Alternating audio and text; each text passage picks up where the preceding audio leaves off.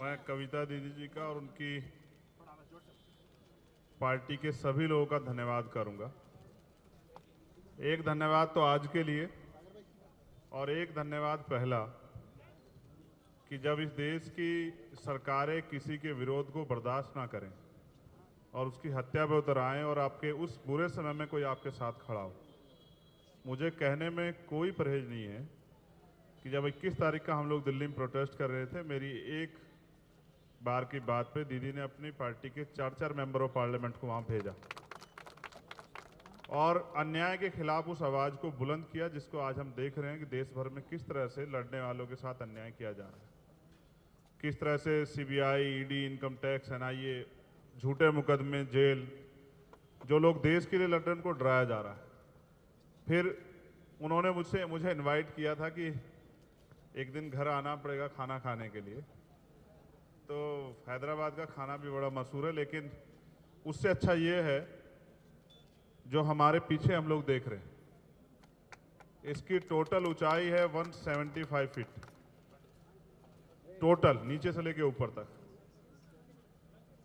अच्छी बात यह है तेलंगाना में कि सिर्फ यहाँ बाबा साहब अम्बेडकर की स्टैचू नहीं लगाई गई, उनके विचारों पे भी कि ये वंचित वर्गों को अपलिफ्ट करने के लिए भी बहुत बड़ा काम हो रहा है। पिछले 2-3 घंटे मैंने जाना किस तरह से यहाँ की सरकार इस प्रदेश में हाशिए पे जो समाज था, दलित, बैकवर्ड, माइनॉरिटी, शेड्यूल ट्राइब, उनको ऊपर खड़ा करने के लिए, उनको मेन स्ट्रीम में लाने के लिए किस तरह का प्रयास कर रहे। मुझे बड़ा अच्छा लगा कि इनकी कथनी और करनी में ज़्यादा फर्क नहीं, इनकी कथनी जो है उसी तरह से ये लोग काम भी कर रहे हैं।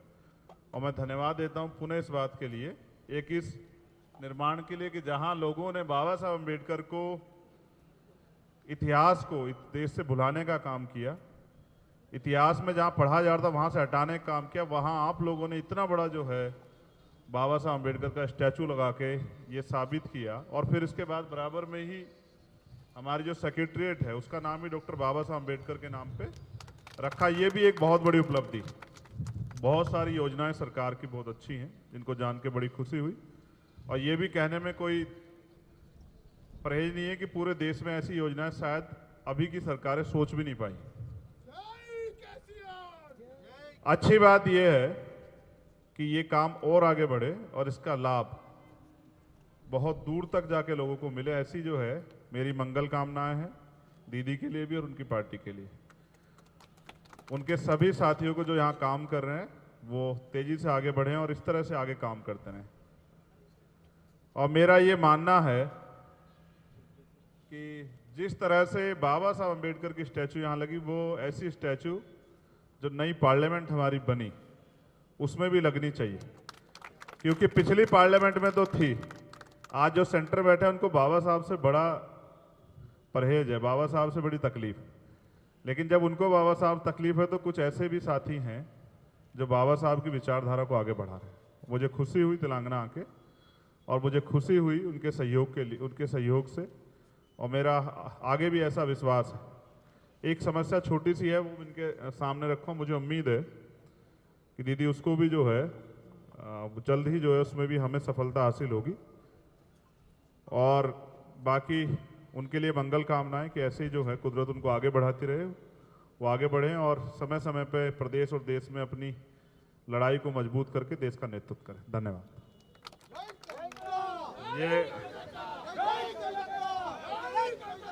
ये एक अच्छी बात है। मैं पुनः उनके समर्थन का धन्यवाद देता हूं। और मैं ये भी बता देता हूं कि जब कोई ईमानदार से लड़ाई लड़ता है उसको ज़्यादा कुछ होता नहीं है, दुश्मन प्रयास कर सकते हैं। आप लोग भी ऐसी लड़ाई यहाँ लड़ रहे हैं, मेरी मंगल कामनाएं केसीआर साहब के लिए भी। और यहाँ जो हमारी भीम आर्मी की टीम है उनको भी बहुत बहुत धन्यवाद। और तेलंगाना की पूरी जनता को मैं दिल से धन्यवाद देता हूँ, वो इस तरह से विकास के रास्ते पर आगे बढ़ते रहें। बहुत बहुत धन्यवाद। जय भीम, जय भारत।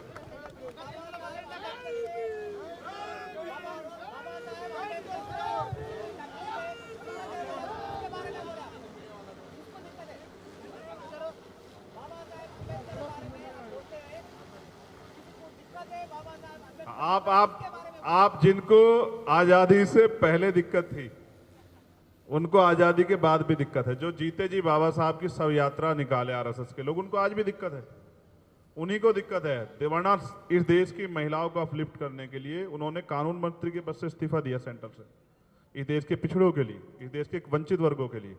तो बाबा साहब एक जाति के बंधन में नहीं आते हैं, बाबा साहब ना किसी धर्म के बंधन में आते, वो इस देश के नायक हैं। और उनके विचारों से इसलिए लोगों को दिक्कत है कि जब इस देश की महिलाएं खड़े होकर नेतृत्व करती है, लोगों को तकलीफ होती है। जब इस देश की बेटी पढ़ के डॉक्टर, इंजीनियर, आईएएस, आईपीएस बनती है, लोगों को तकलीफ होती है। अब वो समय नहीं रहा है, ना अब सामंतशाही चलेगी, ना ही जो है अब पूंजीवाद चलेगा। अब जो है भाईचारे से लोग आगे बढ़ेंगे और उसको बढ़ाने के लिए बहुत सारे लोग काम कर रहे हैं। मेरा ये मानना है कि अम्बेडकरवाद बहुत एक ऐसी विचारधारा है जो सबको साथ लेके चलती है, और हम इसलिए अम्बेडकराइट। इससे बुरा नहीं हो सकता है जिन्होंने वो वीडियो देख ली हो। पहली बात तो जो जिनके घर में, जो उनके यहाँ परिवार है, वो उस वीडियो को पूरा देख नहीं सकते हैं। और जिन्होंने देखी होगी, मेरे जैसे लोग, उनको नींद नहीं आई एक नहीं कई कई रात। हम बच्चियां इसलिए नहीं पैदा कर रहे हैं अपने घरों में कि कल उनके साथ इतना बड़ा अन्याय हो, और इस अन्याय के पीछे सरकार खड़ी है। हम सब लोग जानते हैं कि किस तरह से सरकार को पता है 2-2 महीने पुरानी घटनाओं पर कार्रवाई नहीं हो रही। तो सरकार को ये सोचना चाहिए, प्राइम मिनिस्टर को ये जवाब देना चाहिए, भाग के कहाँ जाएंगे, उनको जवाब देना चाहिए। देश की बेटियों का सवाल है, देश की बेटियों के मामले में लोगों में बहुत गुस्सा है और लोग जवाब देना पड़ेगा। आधी आबादी को इग्नोर नहीं किया जाता, ऐसा अन्याय नहीं हो सकता है देश में, इसको रोकना पड़ेगा, इसलिए सरकार है। आपका भी पार्टी है, आजाद समाज पार्टी, आप बीआरएसपी नेशनल पार्टी बन चुके हैं, पूरा देश पूरे आपके साथ अगर काम करें। स्वागत है बीआरएस का, बीआरएसपी अगर नेशनल पार्टी जल्दी बन जाए, स्वागत है।